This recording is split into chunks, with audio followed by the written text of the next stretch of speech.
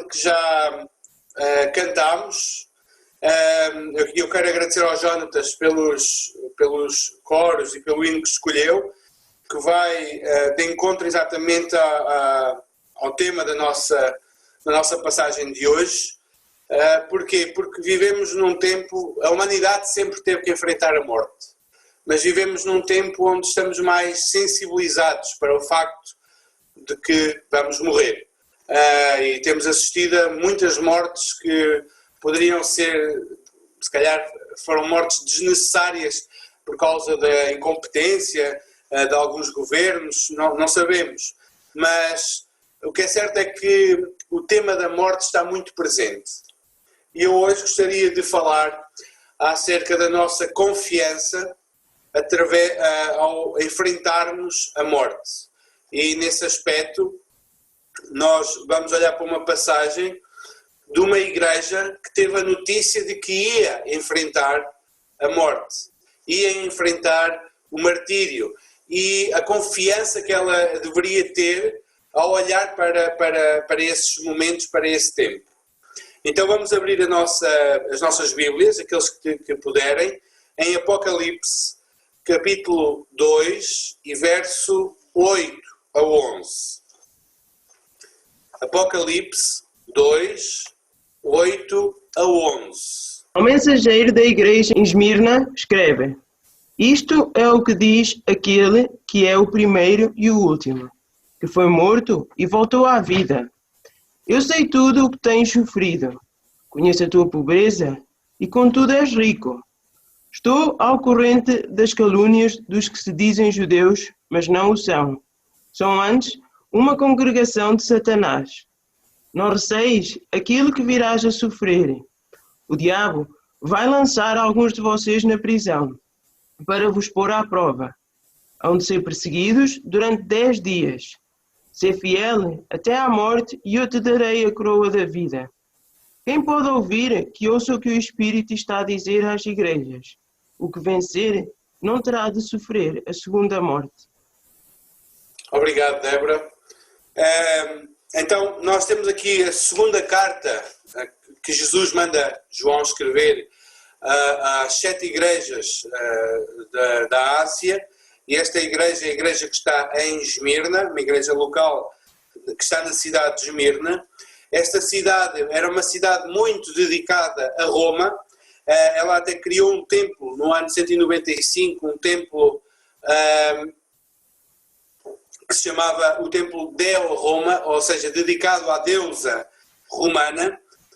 E no ano 26 depois de Cristo, edificou um templo ao imperador Tibério, e gabava-se de ser a principal cidade no culto ao imperador.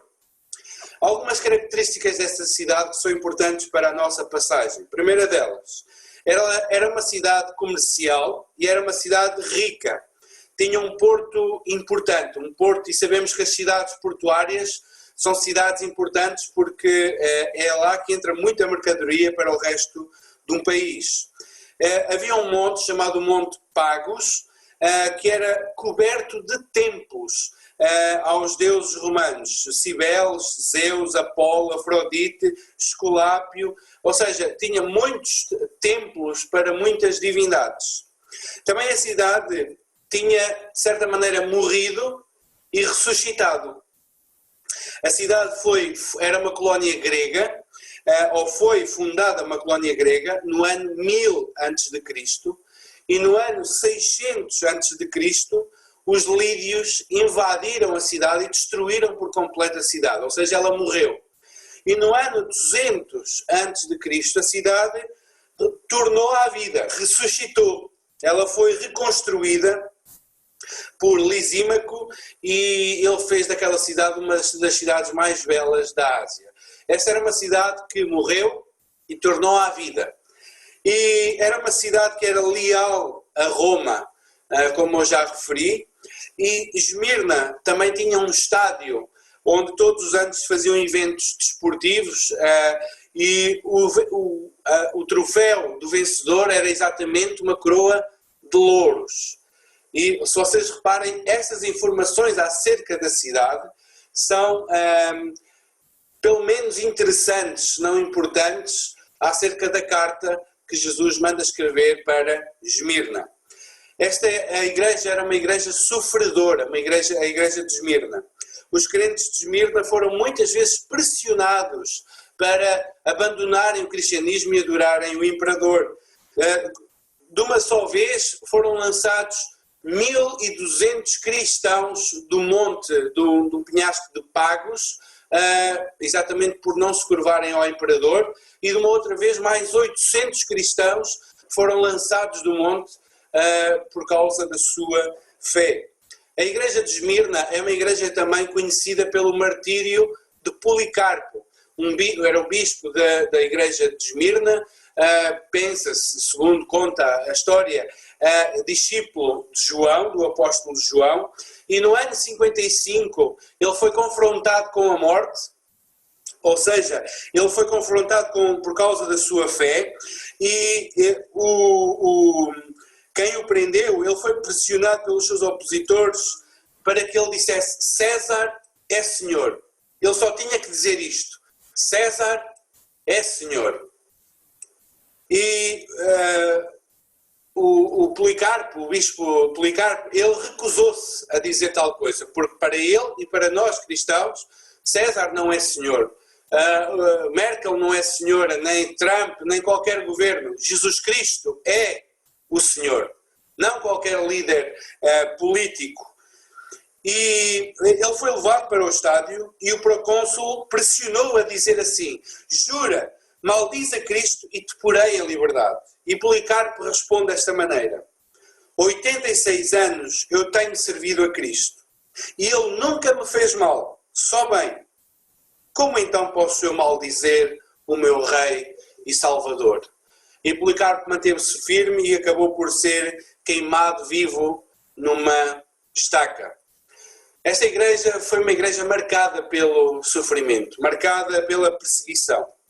Então, no nosso texto, no capítulo 2 e verso 8 do Apocalipse, diz ao anjo da igreja em Esmirna, escreve: estas coisas diz o primeiro e o último que esteve morto e tornou a viver.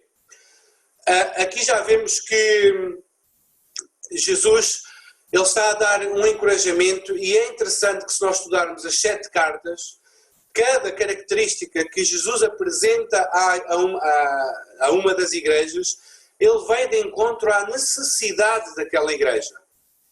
Por exemplo, a igreja de Éfeso, que se pensava que se sustentava ela mesma por ter uma boa doutrina, uma ortodoxia fiel, Jesus diz: olha, quem sustenta a igreja sou eu, que tenho os candelabros na minha mão. Sou eu que sustento a igreja, não é a tua ortodoxia.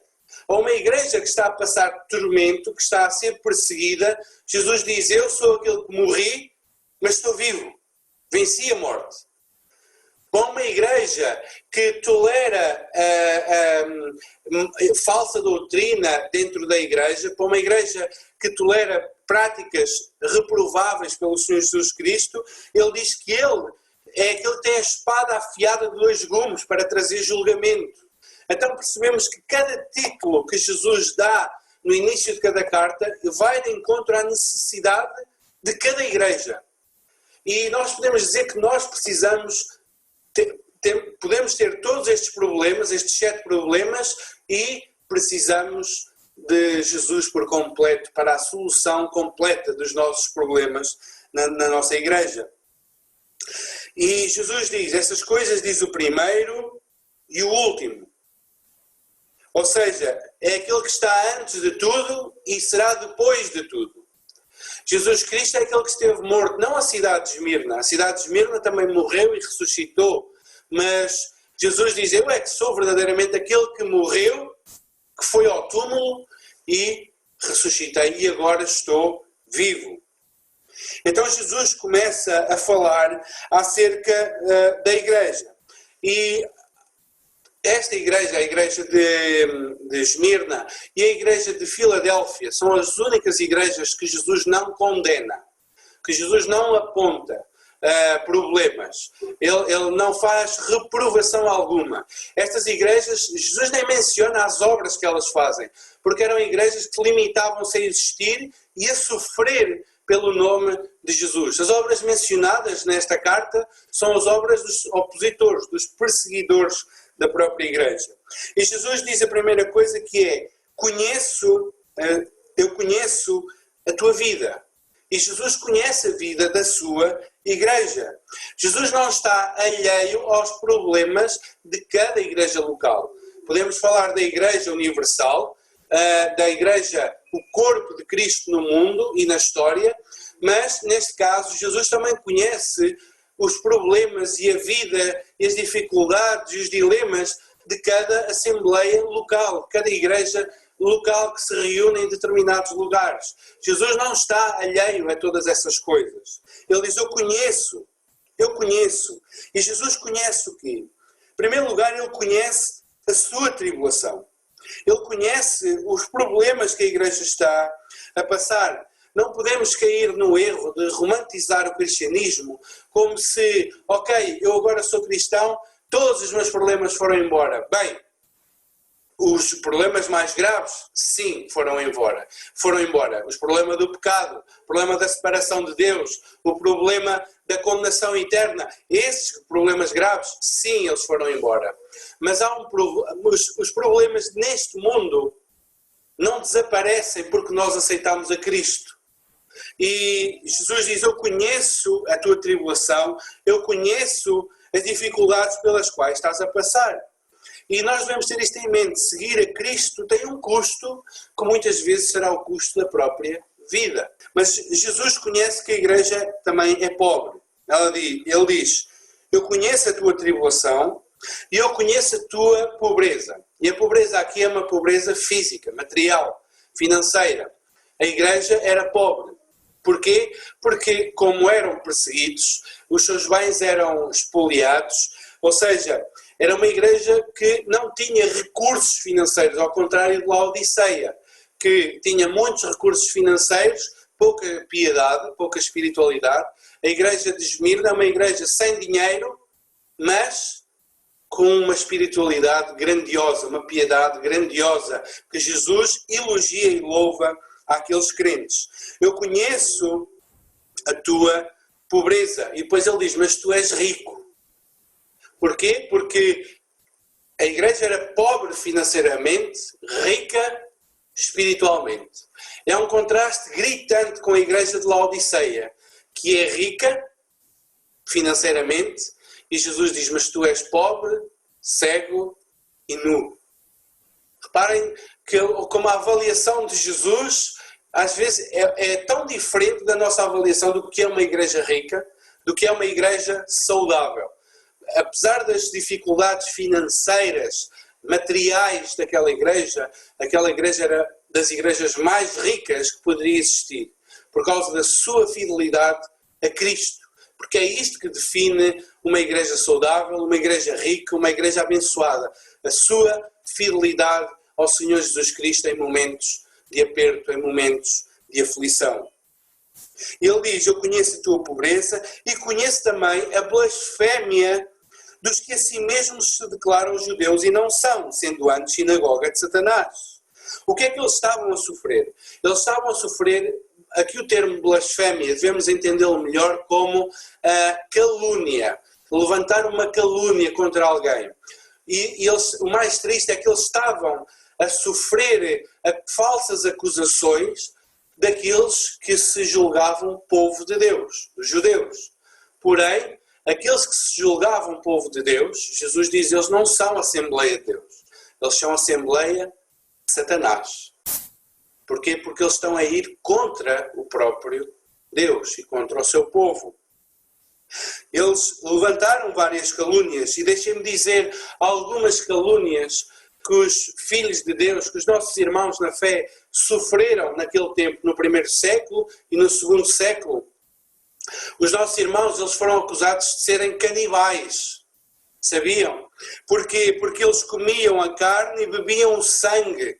E então, estas expressões, na gíria do povo, começou-se a criar a ideia que eles tinham cultos ou práticas canibais. Eles eram acusados de imorais, Porquê? Porque celebravam a festa do amor, a festa ágape. Então eram acusados de serem imorais. Eles eram acusados, os crentes, de serem facciosos, ou seja, de causarem divisão. E como é que eles causavam divisão? Por causa das famílias que eram divididas. Quando alguém aceitava a Cristo, havia uma rechação naquela família, havia uma divisão naquela família por causa de alguém se tornar discípulo de Jesus. Eles eram facciosos. Os cristãos, eles foram acusados de serem ateus. O cristianismo, ou os nossos irmãos cristãos já foram acusados de serem ateus. Porquê? Porque não adoravam os deuses, o panteão romano, os deuses gregos. Eles não adoravam mais ninguém a não ser o Senhor Jesus Cristo. E eles eram acusados de serem desleais, pois negavam que César era o único Senhor. E eles diziam, não, César não é Senhor, Jesus Cristo é Senhor. E então, por causa disso, muitas vezes se levantavam calúnias a dizer que eles eram desleais a Roma. Quando vemos que o ensino de Paulo e dos apóstolos em geral era para zelarem pelas autoridades, orarem por elas, pagarem os impostos, os crentes eram os melhores exemplos de que era um bom cidadão, no entanto eram acusados de serem desleais ao império porque não reconheciam o senhorio de César. E tudo isto era vindo do próprio judeu, ou seja, daqueles que esperavam o Messias, rejeitaram o Messias e agora rejeitavam o povo de Deus. Mas Jesus diz no verso 10, não temas as coisas que tens que sofrer. E Jesus agora ele vai dar uma notícia àquela igreja, uma profecia, olha, tu vais sofrer. Tu vais ser colocada sob perseguição. Vais ser colocada num teste. E este teste virá por meio de Satanás, por meio do diabo, que está para lançar em prisão alguns dentre vós, para ser dispostos à prova, e tereis tribulação de 10 dias. Então Jesus está a dizer, olha, preparem-se, vão vir tempos difíceis para vocês. Preparem-se porque vai haver perseguição no meio de vós. Vocês vão sofrer, alguns de vocês vão ser presos. E deixem-me dizer, quando alguém era preso, não era simplesmente como um ato de punição de um crime. Havia 3 motivos pelos quais alguém era preso. Ele era preso com motivo de coerção, ou seja, para fazer com que, para induzir ou pressionar alguém a fazer alguma coisa, neste caso, pressioná-los a negar a Jesus, ou eram presos para aguardarem o julgamento, ou eram presos à espera já da execução. E Jesus diz, preparem-se, vocês vão ser presos, provavelmente para serem coagidos, a negarem a Cristo e também para serem mortos, para serem executados. E Jesus diz, não temam. É isto que Jesus diz, não tenham medo. Vão ser 10 dias, e aqui 10 dias representam um período curto de tempo. Vai ser uma perseguição intensa, mas que não será sem fim. Será um período curto de tempo, mas intenso em dor. Mas o que é que Jesus diz? Ser fiel até à morte e dar-te-ei a coroa da vida. Ser fiel até à morte. Havia a possibilidade da morte, do sofrimento, do martírio. E Jesus está a dizer, olha, mantém-te firme. Mantém-te fiel a mim. Mantém-te inabalável na tua fé em mim. E se mesmo que morras, ser fiel até ao fim. Porque aquilo que tu vais receber é coroa de vida. E aqui coroa de vida não devemos pensar o termo uma coroa literal para se colocar na cabeça. Mas é a vida eterna que as pessoas vão receber. Que o crente vai receber por ser fiel até ao fim. É isto que Jesus está a dizer. Ser fiel até à morte e dar-te-ei a coroa da vida. É interessante que o corredor, o atleta da cidade de Esmirna, receberia uma coroa de louros. Mas o crente que corre a corrida até ao final, que vai até ao final, mesmo em meio a muita luta e muita dor, em muitas lágrimas, muitas vezes, ele não receberá uma coroa de louros, receberá a coroa da vida eterna. Este é o grande encorajamento que Jesus dá aos seus filhos, dá àqueles crentes de Esmirna e nos dá hoje. Sejam fiéis, porque a recompensa é grande. A recompensa é imensa. E Jesus termina a dizer: quem tem ouvidos, ouça o que o Espírito diz às igrejas. O vencedor de nenhum modo sofrerá o dano da segunda morte. O que é que Jesus está a dizer com isto? Está a dar mais um encorajamento. Aquele que vencer, e o que vence é aquele que corre a corrida até ao final, é este o vencedor. Aquele que vencer, ele não vai sofrer o dano da segunda morte. A segunda morte o que é? Nós temos, todos nós, uma primeira morte, que é a morte física, a morte do nosso corpo, que deixa a terra, que vai para o pó novamente. Mas há uma segunda morte, que eu peço aos irmãos que possam ir rapidamente para Apocalipse 20. Apocalipse 20, 14.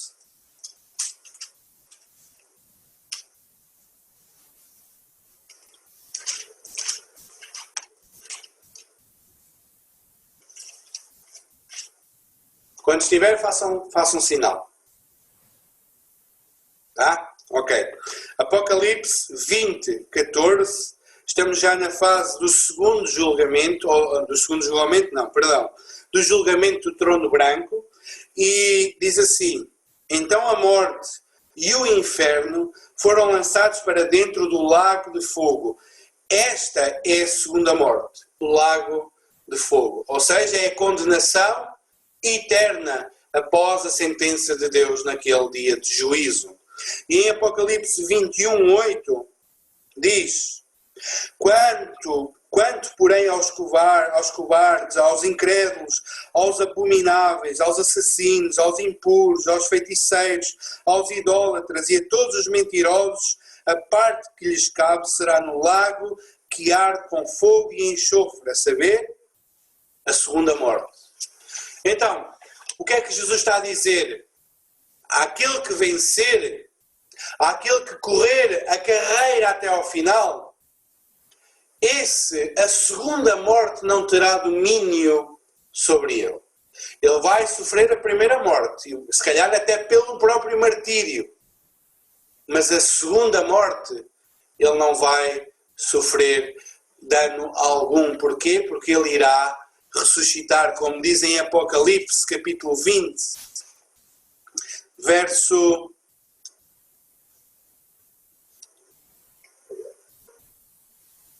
Apocalipse 20,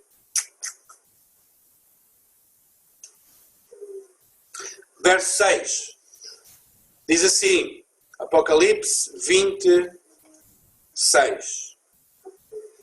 Bem-aventurado e santo é aquele que tem parte na primeira ressurreição. Sobre esses, a segunda morte não tem autoridade. Pelo contrário, serão sacerdotes de Deus e de Cristo e reinarão com ele os 1000 anos. Ou seja, Jesus está a dizer, animem-se, sejam fortes, sejam valentes. Porquê? Porque apesar de morrerem, apesar de pagarem com a vida o preço de me seguirem, vocês vão ressuscitar para reinar comigo. Vocês vão ressuscitar e a segunda morte, a condenação eterna no lago de fogo, não tem poder sobre vocês. Não vos pode fazer mal algum, por isso animem-se e força, estejam dispostos a morrer por causa de mim. Porquê? Porque a condenação eterna já não vos toca. A morte eterna já não tem a última palavra sobre a vossa vida. É isto que Jesus está a dizer.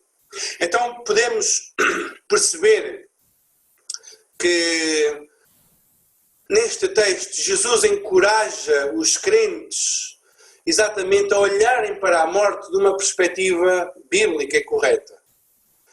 Nós pensamos na morte.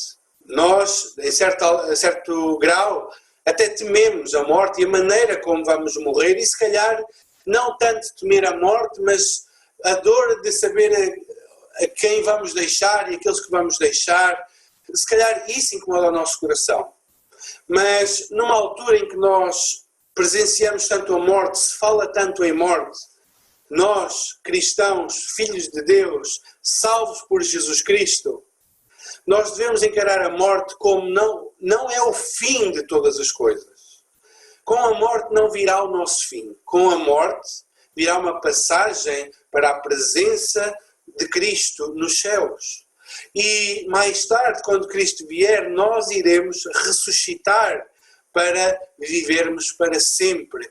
E a morte não terá mais domínio sobre nós. E este é um grande encorajamento. Jesus Cristo morreu e ressuscitou para que nós não temêssemos mais a morte, nem a condenação eterna. Então, alguns pontos para aplicar. Em primeiro lugar, é o contraste entre a nossa avaliação e a avaliação de Jesus sobre o que é uma igreja próspera. Às vezes, o que é uma igreja próspera? É uma igreja com umas boas instalações, com bons instrumentos, com um bom grupo de louvor. É uma igreja próspera, é que tem um parque de estacionamento, meios multimédia, audiovisuais, muitos recursos. Isso é uma igreja próspera? Sim, aos nossos olhos, aos olhos do mundo, sim. Mas aos olhos de Cristo, a igreja rica é a igreja que é fiel. É a igreja que está disposta a sofrer até ao final. Mesmo que os seus bens sejam espoliados, mesmo que seja empobrecida neste mundo aos olhos de Cristo, não há ser humano mais rico do que aquele que é fiel ao Senhor Jesus Cristo. Também encarar a vida cristã como uma caminhada onde a luta está presente. A luta contra o mundo e contra as forças do mal é uma realidade. Mas lembremos que Deus está conosco. Ele nunca nos prometeu poupar da tribulação. Nunca nos prometeu poupar da dificuldade, do martírio. Ele não nos prometeu nada disso. Mas Ele prometeu estar conosco em todos esses momentos. Jesus diz: no mundo tereis aflições. É uma realidade. Para aqueles que querem seguir a Jesus, têm que enfrentar esta realidade. No mundo tereis aflições. Mas tendo bom ânimo. Eu venci o mundo. Ou Jesus diz: eis que estou convosco todos os dias, até à consumação dos séculos. Jesus não prometeu uma vida fácil. Não prometeu isenção de dificuldades, de perseguição e de morte. Não prometeu isso. Mas prometeu estar connosco todos os dias. E mais, Ele prometeu de que, embora haja uma morte física, a vida eterna está garantida. Quem crê em mim, ainda que morra, viverá. Ainda que morra fisicamente, viverá para todo sempre. Também podemos partir deste mundo sem ver a justiça de Deus a ser feita. Estes irmãos de Esmirna, eles partiram deste mundo sem ver justiça a ser feita, sem ver o seu martírio a ser vindicado por Deus. Mas, irmãos, tenhamos a certeza de que, ainda que soframos neste mundo, como aqueles irmãos sofreram, ainda que saiamos deste mundo sem ver Deus a fazer justiça, tenhamos certeza absoluta. Deus, a seu tempo, e no seu tempo próprio, e segundo a sua determinação, virá o momento em que toda a justiça será reposta. Em que todo o mal feito contra Deus e contra o povo de Deus será retribuído em justa medida. Deus fará justiça. E às vezes nós podemos até sofrer neste mundo, sofrer certas injustiças no nosso trabalho, na nossa família, dos nossos amigos. Podemos sofrer muitas injustiças do nosso país, do nosso governo, mas tenhamos a certeza absoluta. Nós seremos vindicados. Deus, a seu tempo, fará justiça. E também, a nossa vida muitas vezes vai ser difícil. Não por causa de algum pecado, mas por causa da nossa fé. Embora muitas vezes as dificuldades venham pelo pecado, mas muitas vezes também, como temos a ver em Jó, vem por causa da nossa fé no Senhor Jesus Cristo. E, irmãos, só vão a marca do verdadeiro crente, a marca daquele que foi verdadeiramente regenerado, salvo, redimido, selado com o Espírito Santo, é que ele permanece fiel até ao fim. Esse é o verdadeiro crente. Não tenhamos ilusões. Não é porque uma vez andámos na igreja, não é porque uma vez fomos batizados, ou uma vez nós andámos um período da nossa vida que até assistíamos aos cultos regularmente, que até líamos a Bíblia regularmente e orávamos. Irmãos, a marca do verdadeiro cristão é a perseverança até ao fim. Só é salvo quem for fiel até à morte. E só é fiel até à morte o verdadeiro salvo. Porquê? Porque os botes que estão no meio do rebanho, quando vem a dificuldade, eles acabam por se manifestar. O joio que está no meio do trigo acaba por se mostrar. Então, temos um grupo de pessoas na nossa igreja local e noutras igrejas e sabemos que, muito lamentavelmente, se calhar muitos, ou alguns, ou uns poucos, podem não ser salvos, podem pensar que o são. Mas sabem o que é que vai marcar a diferença? É quando a dificuldade vier, quando o perigo vier, quando a tentação vier, quando o martírio vier, os verdadeiros crentes vão ficar. Os verdadeiros crentes vão permanecer fiéis até ao fim.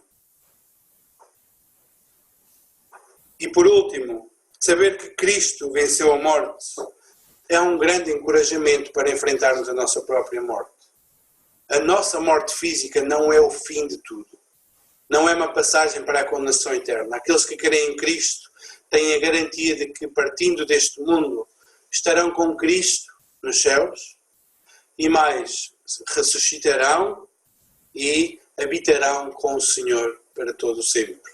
Então, a morte não é o fim. Nós não devemos temer a morte. Se calhar tememos o que vem antes da morte, lamentamos aquilo que perdemos, a nossa família, os nossos amigos, mas a morte não é o fim.